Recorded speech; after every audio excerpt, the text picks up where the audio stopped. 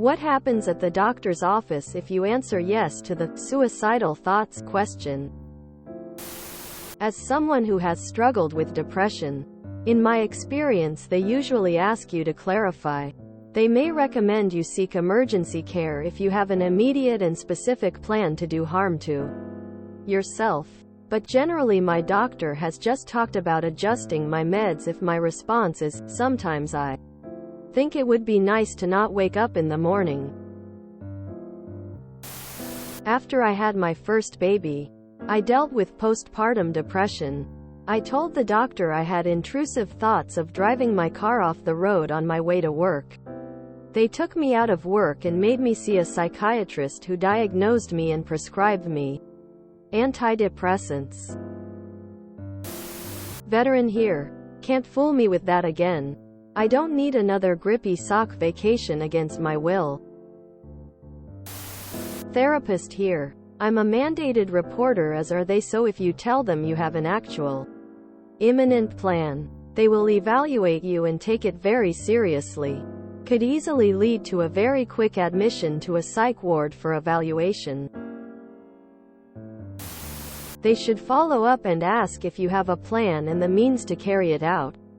Simply having suicidal thoughts shouldn't be enough to put you on a hold. You need the other two as well. I should specific a plan and the intention to carry it out. I think a lot of us who struggle with ongoing mental illness have a plan in our back pocket. But it's the honest-to-goodness intention to carry it out that will almost for sure get you a 72-hour hold. But suicidal ideation itself is a symptom that, on its own, shouldn't get you held. It's common in a lot of mental illness. And it isn't an automatic hold for most qualified providers. My primary once asked me during my checkup if I have any thoughts or feelings of suicide. And I had answered that I do feel lost and stressed a lot. And that I'm sad a lot. I wouldn't do anything or act on it. I think I'm just depressed. I'm just sad a lot. She left the room a moment and came back and said that she is unable to let me leave the office unless I have a family member take me to the psyche ward. Wouldn't let me leave the room. Even said that she would have the authorities come and take me if a family member didn't come. Didn't even finish my checkup for what I was actually there for. I called up my family members. They came. I got in one car and my other family member got in my car and we drove around the block. I hopped out, got back in my car, and went back to work. I understand it's their duty and they are under oath. And she was just doing her job. And I appreciated her concern. But I really couldn't miss any more work, lady. Otherwise I would be more broke and more stressed and more sad. That was like 3 years ago. I'm still alive. Still sad. Still no plans on hurting myself. But still broke and sad. My spouse had to visit the ER for bad back pain. She cried out it hurts so bad I could shoot myself. They put a 72 hours hold on her. She was pissed. I only have experience dating back about 20 years. But when my sister told her doctor she had suicidal thoughts, they put her in the psychiatric wing at the hospital for about a month. They can do 48-hour holds usually. They may or may not ask follow-up questions. They ask some follow-up questions and maybe give you a referral to a mental health professional.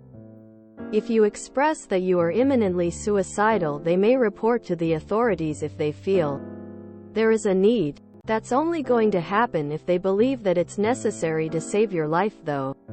Breaking confidentiality is serious business.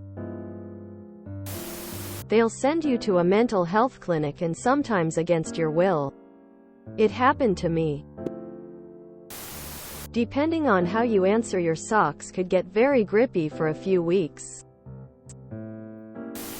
They give you a vacation to an all-inclusive resort of their choosing. The only catch is that it is only 72 hours at first, however. It is pretty easy to extend your stay. I said yes. PPD. He asked what kind of thoughts. And I said I had a pretty detailed plan. And it depended on whether the baby was with me. Honestly, my doctor looked worried but relieved I said it. It would not surprise me if he wasn't allowed to act unless I said something. And by then it could have been too late. He moved pretty fast on getting me medication and setting me up with a psychiatrist. We had a visit from Child Services. Initially we worried about them taking the kids away, but they told us I was the best case scenario for them. I was looking for help. I had family and resources to help us. We just didn't know what to do. The last time I was at the doctor, one of the questions the nurse asked me was something about if I felt sad or hopeless. I can't remember the wording.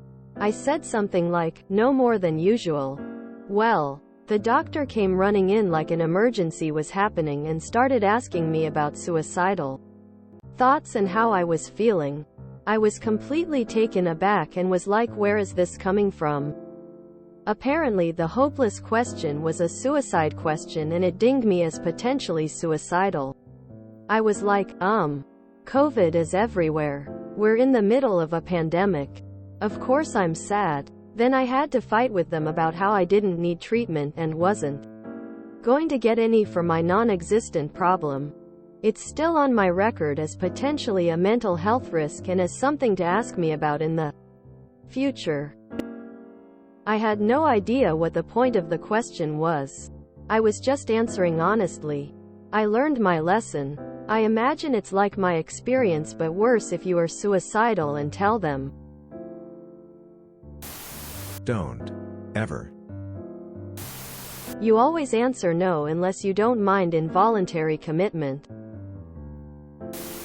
That sounds like a good way to get confined indefinitely against your will. As someone who was locked up and abused as a 10-year-old by saying, I don't want to be here, meaning school, I would not say anything to a doctor unless there was no one else.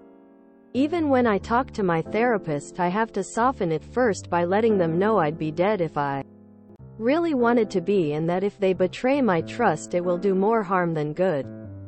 As an adult I was 302 feet D due to some blackout drunk complaints about life. They ask you about it if you say yes. However, regardless if they talk to you, doctors have the power to detain you for personal and public safety, i.e. if they consider you a harm to yourself or others. They determine that, and you checking yes is all the cause that is needed. Therapy helps, and you should try to get a therapist, counseling for things like this, because normal doctors and your personal relationships aren't going to handle it as well as talking to a professional third party will. I'm jaded from personal experience, but I've seen others get 302 feet D for a variety of reasons, including just being incredibly high and being a diva. If I see that question, I'll consider answering it only if I'm really at my bleakest and need help. Otherwise I'm inviting trouble upon myself and leaving a record that potentially can be used by others against me. It depends where you live and how nice your doctor is. Some don't commit people for just ideation. Some do. Don't risk it. It makes things so much worse most of the time. There is no specific way to get out. You will likely get strip searched. Maybe even made to spread and cough. You will get forced or coerced onto drugs or electroshock. Usually it's about 510 days. No phone. No ability to do classes or work. All the science we have indicates this policy most likely makes things worse, not better. Pro tip: the answer is no. If you enjoyed this video, please check out our playlists full of similar content. Epicaricast is like doom scrolling for your ears. Please like, share, and subscribe.